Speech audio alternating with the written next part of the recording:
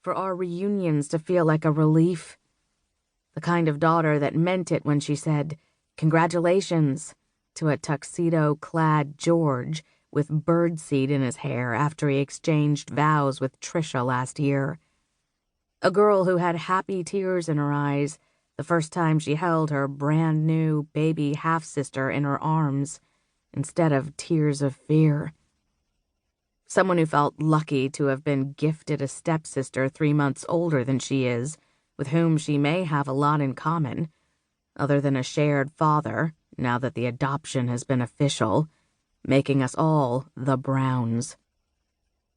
We walked together, staggered in a row on our way to baggage claim, and I give them a smile that I wish were genuine.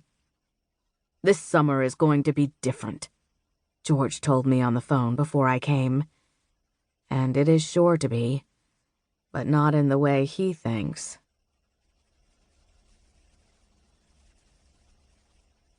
Chapter 2. This summer is designed to give my mother a break, though neither George nor my mother is saying that. They say, "What a great opportunity to reconnect with your father," and "It'll do you good to get out of the desert and feel that New England ocean breeze." They are right in some ways. My relationship with George could use some resuscitation, and I did need to get out of Phoenix, where I was getting boxed in by the sun and the heat and by the general monotony of having lived in the same place for my entire life. "So, what's it like there?" my mother asks over the phone as I unpack. I've been gone a whole 10 hours, and her voice already sounds considerably lighter. She doesn't really want to know about Cross Cove, how it's both charming and vast, exquisite and picturesque. A few hours from the closest city, but still with that feeling of being far removed. About the sizable beach house right on the water George has rented. The kind of money he never spent on us. The kind of money we didn't know he was up for spending. I glance around my summer bedroom, full of white furniture, a bright blue comforter on the bed, seashell and lighthouse decor on the walls and on the dresser. A big picture window that probably will light up the whole room when the sun rises. "It's nice," I say, and leave it at that.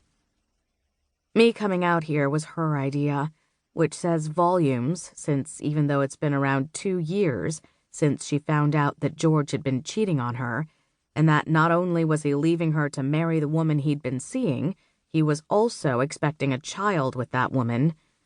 She still cries about it sometimes, and she never says their names.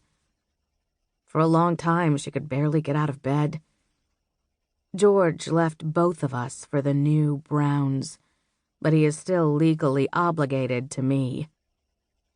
"And everything's okay? With George and everyone?" I think it really might be physically impossible for her to say their names. "Yep." I zip up my suitcase now that it's completely unpacked and shove it under the bed. "Everything will be fine, Mom.